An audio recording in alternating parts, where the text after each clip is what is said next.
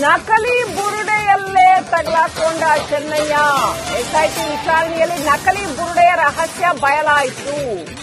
ಬುರುಡೆಯನ್ನು ನಾನು ಆಗಿದ್ದು ತಂದಿಲ್ಲ ಅಂತ ಹೇಳಿದ್ರಂತೆ ಚಿನ್ನಯ್ಯ. ಸುಳ್ಳು ಸಾಕ್ಷ್ಯ ಹಾಗೂ ಸುಳ್ಳು ಹೇಳಿಕೆ ಅಂತ ಹೇಳಿ ಆತನನ್ನು ಬಂಧಿಸಲಾಗಿದೆ.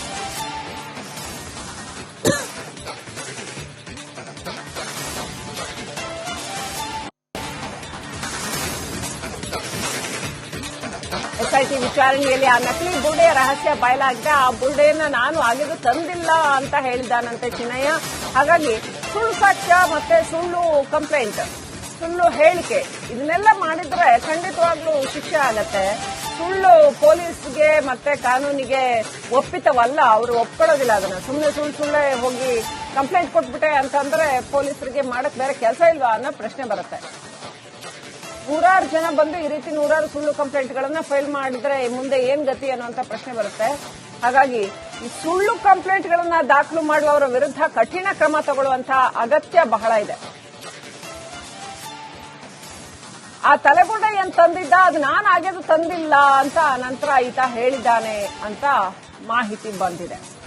ಇಷ್ಟೆಲ್ಲಾ ಜನ, ನೂರಾರು ಜನ ಅಧಿಕಾರಿಗಳು, ಸಿಬ್ಬಂದಿ ವರ್ಗ ತಮ್ಮ ಕೆಲಸ ಬಿಟ್ಟು ಸರ್ಕಾರ ಲಕ್ಷಾಂತರ ರೂಪಾಯಿ ಖರ್ಚು ಮಾಡಿ ಕೋಟ್ಯಾಂತರ, ಸಾಕಿ ಗೊತ್ತಿಲ್ಲ ಎಷ್ಟರ ಮಟ್ಟಿಗೆ ಹಣ ಖರ್ಚಾಗಿದೆ ಅಂತ, ಇಷ್ಟೊಂದು 16-18 ದಿನ ತನಿಖೆ ಮಾಡಿ ಅಲ್ಲೆಲ್ಲ ಅಗದು ಜೆಸಿಬಿಗಳನ್ನ ತರಿಸಿ ಅವರಿಗೆಲ್ಲ ಊಟ ತಿಂಡಿ ಬೆಳಗ್ಗೆಯಿಂದ ಸಂಜೆವರೆಗೂ ಇಡೀ ಆಡಳಿತ, ತಾಲೂಕು ಆಡಳಿತ ಬೇರೆ ಎಲ್ಲಾ ಕೆಲಸ ಬಿಟ್ಟು ಅಲ್ಲಿ ಬಂದು ಕುತ್ಕೊಂಡು ಅಷ್ಟೆಲ್ಲ ಮಾಡಿ ತನಿಖೆ ಮಾಡಿದ್ರೆ ಕೊನೆಗೆ ಅದೊಂದು ಸುಳ್ಳು ಕಂಪ್ಲೇಂಟು ಅಂತ ಗೊತ್ತಾಗುವಂಥದ್ದು. ಸೊ ಏನ್ ಮಾಡ್ಬೇಕು ಇಂಥವರಿಗೆ?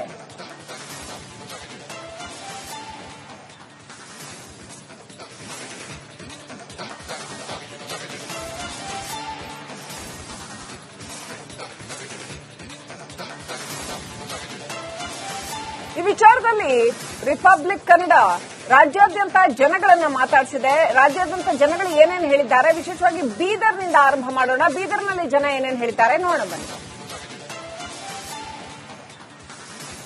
ಕ್ಷೇತ್ರಗಳಲ್ಲಿ ಬಂದಾಗಿರುವ ಮಂಜುನಾಥ್ ಧರ್ಮಸ್ಥಳದ ವಿರುದ್ಧ ಏನು ಗಂಭೀರ ಆರೋಪ ಮಾಡಿದನು ಮಾಸ್ಕ್ ಮ್ಯಾನು, ಆತನನ್ನು ಇಂದು ಎಸ್ಐಟಿ ಬಂಧಿಸಿದ್ದಾರೆ. ಇಲ್ಲಿ ಸಾಕಷ್ಟು ಜನರಿದ್ದಾರೆ, ಸಾರ್ವಜನಿಕರಿದ್ದಾರೆ. ನಿಜಕ್ಕೂ ಇಡೀ ದೇಶದಲ್ಲೇ ಸಾಕಷ್ಟು ಒಂದು ಕುತೂಹಲ ಕೆಳಿಸಿತ್ತು ಈ ಒಂದು ಪ್ರಕರಣ. ಕೊನೆಗೂ ಇದರಿಂದ ಸಾಕಷ್ಟು ಒಂದೇನಾದ್ರು ಸೂತ್ರಧಾರಿಗಳಿದ್ದಾರೆ, ಪಾತ್ರಧಾರಿಗಳಿದ್ದಾರೆ ಅಂತ ಹೇಳಿ ಸಾಕಷ್ಟು ಆರೋಪ ಈಗಾಗಲೇ ಎಸ್ಐಟಿ ತನಿಖೆಯಿಂದ ಬಯಲಾಗ್ಲತ್ತದ. ನಿಜಕ್ಕೂ ಜನರು ಈ ಒಂದು ಪ್ರಕರಣದ ಬಗ್ಗೆ ಏನ್ ಹೇಳ್ತಾರ ನೇರವಾಗಿ ನಾವು ಸಾರ್ವಜನಿಕರನ್ನ ಮಾತಾಡಿಸೋಣ. ಸಾಕಷ್ಟು ಒಂದು ಕುತೂಹಲ ಕೇಳಿಸಿತ್ತು ಸರ್. ಮಂಜುನಾಥ್ ಧರ್ಮಸ್ಥಳದ ಮೇಲೆ ಇಂತ ಒಂದು ಗಂಭೀರ ಆರೋಪನ ಕೇಳಿದ್ರೆ ಬಂದಿತ್ತು. ಸಾಕಷ್ಟು ಏನಂದ್ರೆ ಶವಗಳ ಹೂತಿಟ್ಟಿದಾರ ಅಂತ ಹೇಳಿ ಸಾಕಷ್ಟು ಈಗಾಗಲೇ ಅಲ್ಲಲ್ಲಿ ಅಗದು ಕೂಡ ನೋಡಿರು.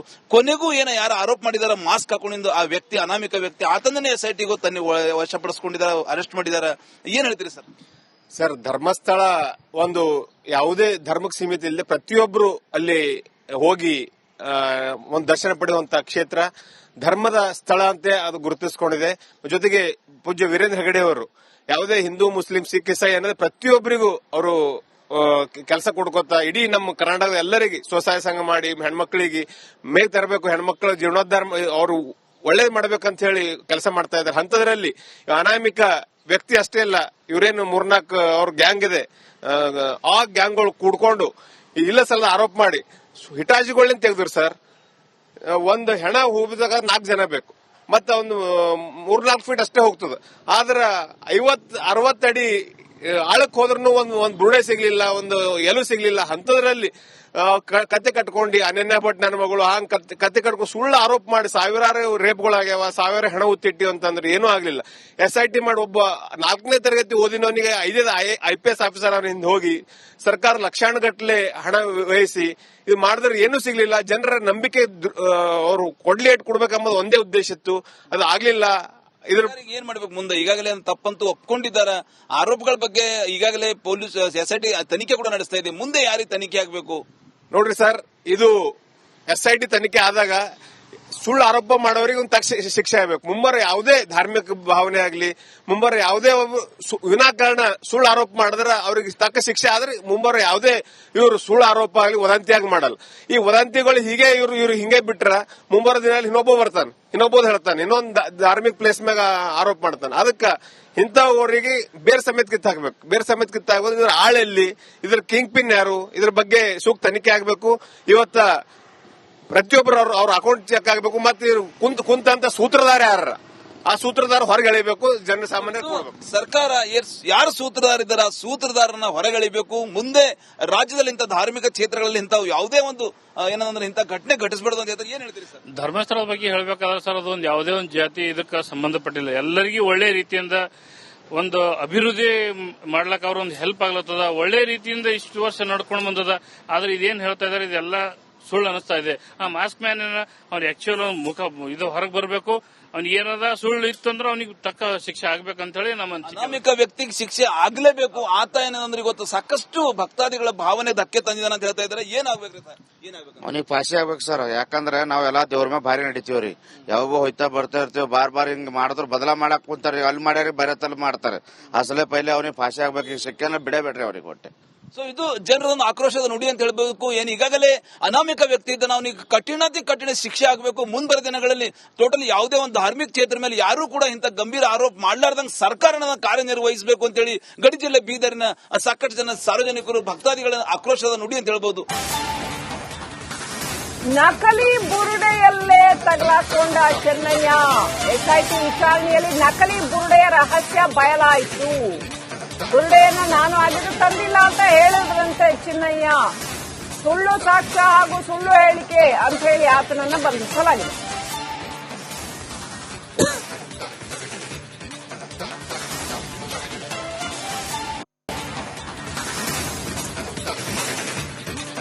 ಎಸ್ಐಟಿ ವಿಚಾರಣೆಯಲ್ಲಿ ಆ ನಕಲಿ ಬುರುಡೆಯ ರಹಸ್ಯ ಬಯಲಾಗಿದೆ. ಆ ಬುರುಡೆಯನ್ನ ನಾನು ಆಗಿದ್ದು ತಂದಿಲ್ಲ ಅಂತ ಹೇಳಿದ್ದಾನಂತೆ ಚಿನ್ನಯ್ಯ. ಹಾಗಾಗಿ ಸುಳ್ಳು ಸಾಕ್ಷ್ಯ ಮತ್ತೆ ಸುಳ್ಳು ಕಂಪ್ಲೇಂಟ್, ಸುಳ್ಳು ಹೇಳಿಕೆ ಇದನ್ನೆಲ್ಲ ಮಾಡಿದ್ರೆ ಖಂಡಿತವಾಗ್ಲೂ ಶಿಕ್ಷೆ ಆಗತ್ತೆ. ಸುಳ್ಳು ಪೊಲೀಸ್ಗೆ ಮತ್ತೆ ಕಾನೂನಿಗೆ ಒಪ್ಪಿತವಲ್ಲ. ಅವರು ಒಪ್ಕೊಳ್ಳೋದಿಲ್ಲ ಅದನ್ನ. ಸುಳ್ಳೆ ಹೋಗಿ ಕಂಪ್ಲೇಂಟ್ ಕೊಟ್ಬಿಟ್ಟೆ ಅಂತಂದ್ರೆ ಪೊಲೀಸರಿಗೆ ಮಾಡಕ್ ಬೇರೆ ಕೆಲಸ ಇಲ್ವಾ ಅನ್ನೋ ಪ್ರಶ್ನೆ ಬರುತ್ತೆ. 100 ಜನ ಬಂದು ಈ ರೀತಿ 100 ಸುಳ್ಳು ಕಂಪ್ಲೇಂಟ್ಗಳನ್ನ ಫೈಲ್ ಮಾಡಿದ್ರೆ ಮುಂದೆ ಏನ್ ಗತಿ ಅನ್ನುವಂತ ಪ್ರಶ್ನೆ ಬರುತ್ತೆ. ಹಾಗಾಗಿ ಈ ಸುಳ್ಳು ಕಂಪ್ಲೇಂಟ್ಗಳನ್ನ ದಾಖಲು ಮಾಡುವವರ ವಿರುದ್ಧ ಕಠಿಣ ಕ್ರಮ ತಗೊಳ್ಳುವಂತಹ ಅಗತ್ಯ ಬಹಳ ಇದೆ. ಆ ತಲೆಗುಡ್ಡ ಏನ್ ತಂದಿದ್ದ ಅದು ನಾನು ಆಗಿದ್ದು ತಂದಿಲ್ಲ ಅಂತ ನಂತರ ಈತ ಹೇಳಿದ್ದಾನೆ ಅಂತ ಮಾಹಿತಿ ಬಂದಿದೆ.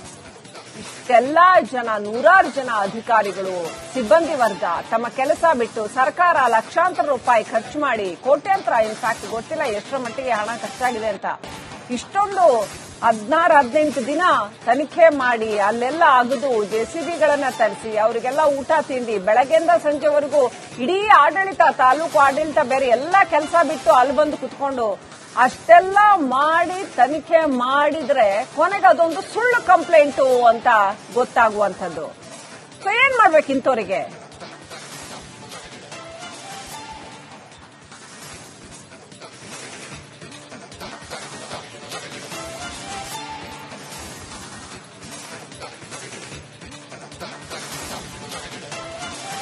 ಈ ವಿಚಾರದಲ್ಲಿ ರಿಪಬ್ಲಿಕ್ ಕನ್ನಡ ರಾಜ್ಯಾದ್ಯಂತ ಜನಗಳನ್ನ ಮಾತಾಡಿಸಿದೆ. ರಾಜ್ಯಾದ್ಯಂತ ಜನಗಳು ಏನೇನು ಹೇಳಿದ್ದಾರೆ, ವಿಶೇಷವಾಗಿ ಬೀದರ್ನಿಂದ ಆರಂಭ ಮಾಡೋಣ. ಬೀದರ್ನಲ್ಲಿ ಜನ ಏನೇನು ಹೇಳಿದ್ದಾರೆ ನೋಡೋಣ ಬನ್ನಿ.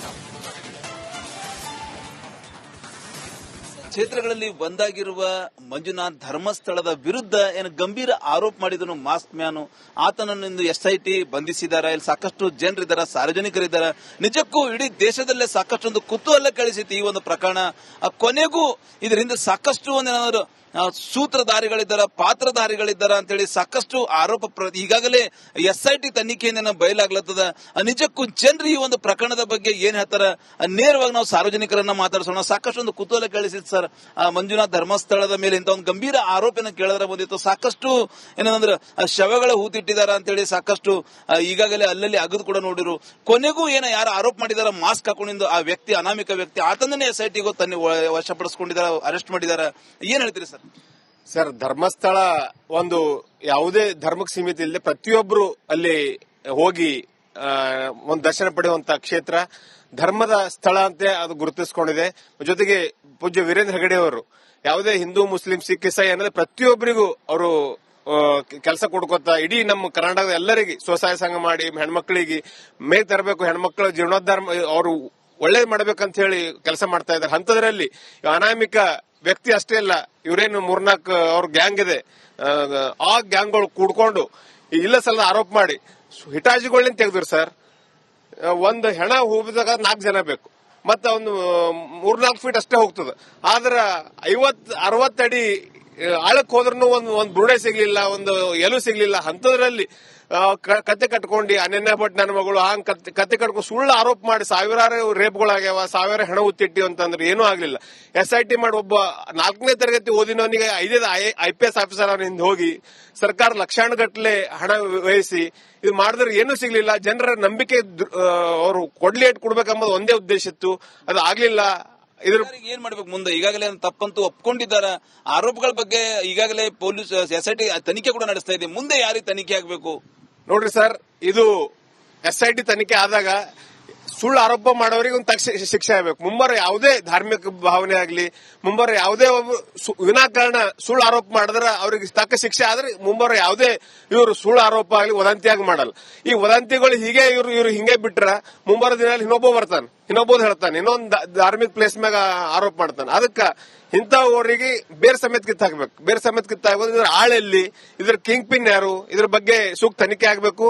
ಇವತ್ತ ಪ್ರತಿಯೊಬ್ಬರು ಅವ್ರ ಅಕೌಂಟ್ ಚೆಕ್ ಆಗಬೇಕು. ಮತ್ತೆ ಕುಂತ ಸೂತ್ರಧಾರ ಯಾರ, ಆ ಸೂತ್ರಧಾರ ಹೊರಗೆ ಎಳಿಬೇಕು, ಜನಸಾಮಾನ್ಯ ಕೊಡಬೇಕು. ಸರ್ಕಾರ ಯಾರು ಸೂತ್ರಧಾರ ಇದ್ದಾರ, ಸೂತ್ರಧಾರನ ಹೊರಗೆಳಿಬೇಕು. ಮುಂದೆ ರಾಜ್ಯದಲ್ಲಿ ಇಂಥ ಧಾರ್ಮಿಕ ಕ್ಷೇತ್ರಗಳಲ್ಲಿ ಇಂಥ ಯಾವುದೇ ಒಂದು ಏನಂದ್ರೆ ಇಂಥ ಘಟನೆ ಘಟಿಸಬಾರ್ದು ಅಂತ ಹೇಳ್ತಾರೆ. ಏನ್ ಹೇಳ್ತೀರಿ ಸರ್? ಧರ್ಮಸ್ಥಳದ ಬಗ್ಗೆ ಹೇಳ್ಬೇಕಾದ್ರೆ ಸರ್, ಅದೊಂದು ಯಾವುದೇ ಒಂದು ಜಾತಿ ಇದಕ್ಕೆ ಸಂಬಂಧಪಟ್ಟಿಲ್ಲ. ಎಲ್ಲರಿಗೂ ಒಳ್ಳೆ ರೀತಿಯಿಂದ ಒಂದು ಅಭಿವೃದ್ಧಿ ಮಾಡ್ಲಕ್ ಅವ್ರ ಒಂದು ಹೆಲ್ಪ್ ಆಗ್ಲತ್ತದ. ಒಳ್ಳೆ ರೀತಿಯಿಂದ ಇಷ್ಟು ವರ್ಷ ನಡ್ಕೊಂಡು ಬಂದದ. ಆದ್ರೆ ಇದೇನ್ ಹೇಳ್ತಾ ಇದಾರೆ ಇದೆಲ್ಲ ಸುಳ್ಳು ಅನಿಸ್ತಾ ಇದೆ. ಆ ಮಾಸ್ಕ್ ಮ್ಯಾನ್ ಅವ್ನ ಆಕ್ಚುಲ್ ಮುಖ ಇದು ಹೊರಗೆ ಬರಬೇಕು. ಅವ್ನಿಗೆ ಏನದ ಸುಳ್ಳು ಇತ್ತು ಅಂದ್ರೆ ಅವ್ನಿಗೆ ತಕ್ಕ ಶಿಕ್ಷೆ ಆಗ್ಬೇಕಂತ ಹೇಳಿ ನಮ್ಮ ಅನಾಮಿಕ ವ್ಯಕ್ತಿಗೆ ಶಿಕ್ಷೆ ಆಗ್ಲೇಬೇಕು. ಆತ ಏನಂದ್ರೆ ಇವತ್ತು ಸಾಕಷ್ಟು ಭಕ್ತಾದಿಗಳ ಭಾವನೆ ಧಕ್ಕೆ ತಂದಿದ್ದಾನೆ ಅಂತ ಹೇಳ್ತಾ ಇದ್ದಾರೆ. ಏನಾಗ್ಬೇಕ್ರಿ ಸರ್? ಏನಾಗ್ಬೇಕು? ಅವನಿಗೆ ಫಾಸಿ ಆಗ್ಬೇಕು ಸರ್. ಯಾಕಂದ್ರೆ ನಾವೆಲ್ಲಾ ದೇವ್ರ ಮೇಲೆ ಭಾರಿ ನಡಿತೀವ್ರಿ. ಯಾವಾಗೋ ಹೋಯ್ತಾ ಬರ್ತಾ ಇರ್ತೀವಿ, ಬಾರ್ ಹಿಂಗ್ ಮಾಡಿದ್ರು ಬದಲಾ ಮಾಡಕ್ ಕುಂತಾರ. ಅಲ್ಲಿ ಮಾಡ್ಯಾರಿ ಬೇರೆ ತಲೆ ಮಾಡ್ತಾರೆ. ಅಸಲೇ ಪೈಲೆ ಅವನಿಗೆ ಫಾಸಿ ಆಗ್ಬೇಕು. ಈ ಶಿಕ್ಷೆನ ಬಿಡಬೇಡ್ರಿ ಅವ್ರಿಗೆ ಕೊಟ್ಟೆ. ಸೊ ಇದು ಜನರೊಂದು ಆಕ್ರೋಶದ ನುಡಿ ಅಂತ ಹೇಳ್ಬೇಕು. ಏನು ಈಗಾಗಲೇ ಅನಾಮಿಕ ವ್ಯಕ್ತಿ ಇದ್ದಾನೆ, ಅವನಿಗೆ ಕಠಿಣ ಶಿಕ್ಷೆ ಆಗಬೇಕು. ಮುಂಬರುವ ದಿನಗಳಲ್ಲಿ ಟೋಟಲಿ ಯಾವುದೇ ಒಂದು ಧಾರ್ಮಿಕ ಕ್ಷೇತ್ರ ಮೇಲೆ ಯಾರು ಕೂಡ ಇಂಥ ಗಂಭೀರ ಆರೋಪ ಮಾಡಲಾರ್ದಂಗೆ ಸರ್ಕಾರನ ಕಾರ್ಯನಿರ್ವಹಿಸಬೇಕು ಅಂತ ಹೇಳಿ ಗಡಿ ಜಿಲ್ಲೆ ಬೀದರಿನ ಸಾಕಷ್ಟು ಜನ ಸಾರ್ವಜನಿಕರು ಭಕ್ತಾದಿಗಳ ಆಕ್ರೋಶದ ನುಡಿ ಅಂತ ಹೇಳ್ಬಹುದು.